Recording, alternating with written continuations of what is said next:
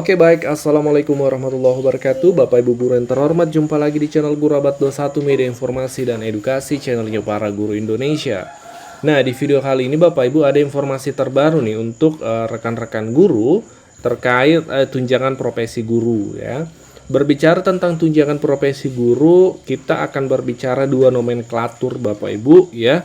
Ini masih berlaku hingga saat ini, ada naungan Kementerian Agama dan ada naungan Kementerian Pendidikan Dasar dan Menengah. Untuk naungan Kemenak, naungannya adalah guru-guru madrasah, pesantren ya, dan seterusnya. Termasuk juga guru agama di sekolah umum ya. Kemudian naungan Kementerian Pendidikan Dasar dan Menengah ya TK, SD, SMP, SMA, SMK, SLB ya. Nah, terkait hal ini ya, kita akan berbicara juknis dari dua nomenklatur ini di Kemenak dan Kementerian Pendidikan. Terutama kategori guru yang dihentikan tunjangan profesinya berdasarkan juknis, Bapak Ibu. Ada loh keterangan bahwa 3 hari tidak masuk akumulatif itu dihentikan tunjangan profesinya. Apakah ini regulasi di naungan Kemenak atau Kementerian Pendidikan? Nah, silakan disimak sampai tuntas. Nah, untuk Kementerian Agama Bapak Ibu ya, itu juknis yang masih berlaku saat ini yaitu keputusan Direktur Jenderal Pendidikan Islam nomor 7174 tahun 2023. Tapi masih berlaku hingga 2024 ya, 2025 karena belum ada juknis baru. Nah, di regulasi ini terkait petunjuk teknis pembayaran tunjangan profesi bagi guru, kepala, dan pengawas madrasah.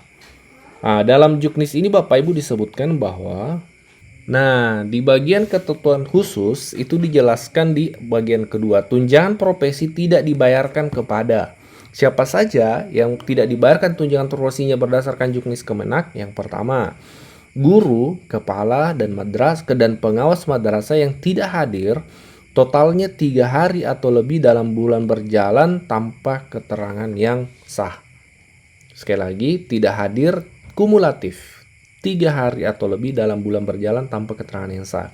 Jadi kalau Bapak Ibu absent atau tidak hadir tanpa keterangan yang sah selama 3 hari dalam 1 bulan, itu Bapak Ibu sudah masuk kategori guru yang tidak dibayarkan tunjangan profesinya. Jadi perlu diantisipasi untuk rekan-rekan guru Kemenak. Kemudian yang kedua, guru, kepala, dan madrasah dan pengawas madrasah yang melaksanakan cuti sakit lebih dari 14 hari. Jadi untuk guru-guru, kepala, madrasah, pengawas madrasah, maksimal toleransi untuk sakit itu adalah 14 hari kerja. Itu masih tetap dibayarkan tunjangan profesinya. Lebih dari itu Bapak Ibu, itu tidak bisa lagi dibayarkan tunjangan profesinya lebih dari 14 hari. Ini sesuai regulasi yang kami sampaikan Bapak Ibu ya, kita bisa baca sama-sama. Kemudian yang ketiga, guru, kepala, dan pengawas madrasah yang melaksanakan cuti alasan penting lebih dari 6 hari. Nah, cuti kan bisa saja Bapak Ibu karena alasan penting, misalnya ada keluarga yang sakit atau dan keperluan lain yang mendesak, itu kan kita bisa ajukan cuti. Dan itu maksimal, toleransinya, batas waktu toleransi untuk pembayaran tunjangan profesi guru itu adalah 6 hari Bapak Ibu. Nah, ini perlu dipahami terutama untuk guru-guru madrasah ya, karena regulasi ini berjalan Bapak Ibu. Nah, ini yang ketiga, kita lanjut ke yang keempat. Yang keempat adalah guru, kepala, dan pengawas madrasah yang melaksanakan cuti di luar tanggungan negara. Nah, kalau cuti di luar tanggungan negara ini kan umum nih, sepertinya di Kementerian Pendidikan juga berlaku. Kemudian yang kelima, guru, kepala, dan pengawas madrasah melaksanakan ibadah haji atau umroh dengan biaya sendiri tanpa menggunakan hak cuti besar. Jadi kalau pergi umroh atau haji itu boleh saja dibayarkan tunjangan profesinya dengan catatan menggunakan hak cuti besarnya. Ya, jadi harus ada keterangan cuti besar.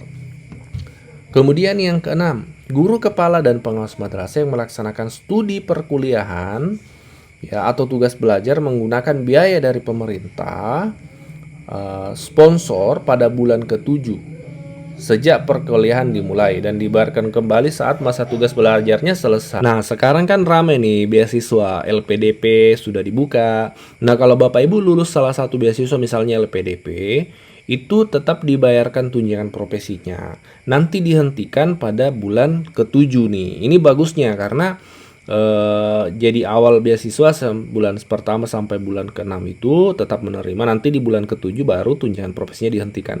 Nanti dilanjutkan kembali kalau tugas belajarnya sudah selesai. Nah, ini nih 6 kategori guru di naungan Kemenak yang tunjangan profesinya dihentikan. Ini perlu dipahami dan diantisipasi jangan sampai terjadi ke depan karena tidak paham regulasi ini ya. Oke, sekarang kita melangkah ke naungan Kementerian Pendidikan. Untuk naungan Kementerian Pendidikan Dasar dan Menengah, regulasi yang masih berlaku hingga hari ini adalah Permendikbud nomor 45 tahun 2023. Ini berjalan 2024 dan hingga saat ini belum ada regulasi pengganti, jadi ini yang masih berlaku. Nah, ini terkait Juknis tunjangan guru ASN daerah. Apa saja kategori guru yang tidak menerima tunjangan profesi seperti di Kemenak tadi? Apakah sedetail di Kemenak tadi atau seperti apa? Kita cek sama-sama. Nah, ada di pasal 17 Bapak Ibu, kita baca. Pemerintah daerah sesuai dengan kewenangannya menghentikan, memang ada redaksi, menghentikan pembayaran tunjangan profesi, tunjangan khusus tamsil ya, guru ASN di daerah jika yang pertama tentu misalnya meninggal dunia ya, tentu tunjangannya dihentikan. Yang kedua, mencapai batas usia pensiun. Kemudian melaksanakan cuti sakit lebih dari 6 bulan. Kemudian mengundurkan diri atas permintaan sendiri. Kemudian dipidana penjara berdasarkan putusan pengadilan yang mempunyai kekuatan hukum tetap. Kemudian mendapat tugas belajar. Kemudian tidak lagi menduduki jabatan fungsional guru ASN. Misalnya pindah ke struktural ya tentu tidak dapat. Jadi kalau kita lihat di Juknisnya Kementerian Pendidikan itu tidak secara detail dijelaskan ya, seperti di naungan Kemenak. Ini yang kami dapatkan, silahkan dikoreksi jika keliru, ditambahkan jika ada yang kurang ya. Nah, terkait cuti di naungan Kementerian Pendidikan, seperti apa regulasinya kan? Misalnya cuti yang mana yang bisa ditoleransi untuk tunjangan profesi. Nah, di sini disebutkan di pasal 16 bahwa, ini kita zoom ya supaya bisa kita lihat sama-sama. Guru ASN di daerah yang melaksanakan cuti sesuai dengan ketentuan perundang-undangan mengenai pelaksanaan cuti ASN tetap memperoleh tunjangan profesi, tunjangan khusus, tamsil jika diusulkan oleh dinas. Cuti apa saja yang dimaksud? Pertama, cuti tahunan, cuti besar, cuti sakit, cuti melahirkan, ya. Kemudian cuti karena alasan penting dan cuti bersama. Jadi 6 cuti ini tetap menerima tunjangan profesinya, seperti itu. Ketentuan penerimaan tunjangan profesi ya, sebagaimana dimaksud pada ayat 1 dikecualikan bagi guru ASN yang melaksanakan cuti di luar tanggungan negara. Jadi sama di Kemenak tadi, kalau cutinya di luar tanggungan negara itu tidak menerima tunjangan profesi ya. Guru ASN di daerah yang melaksanakan cuti studi sesuai dengan peraturan perundang-undangan mengenai tunjangan ASN tetap memperoleh tunjangan profesi dan seterusnya. Jadi ini 6 cuti ya yang tetap ditoleransi mendapatkan tunjangan profesi. Silahkan diskusi, silahkan dikoreksi jika ada yang keliru, ditambahkan jika ada yang kurang. Kita diskusi di kolom komentar. Semoga informasi ini bermanfaat untuk kita semua. Wassalamualaikum warahmatullahi wabarakatuh.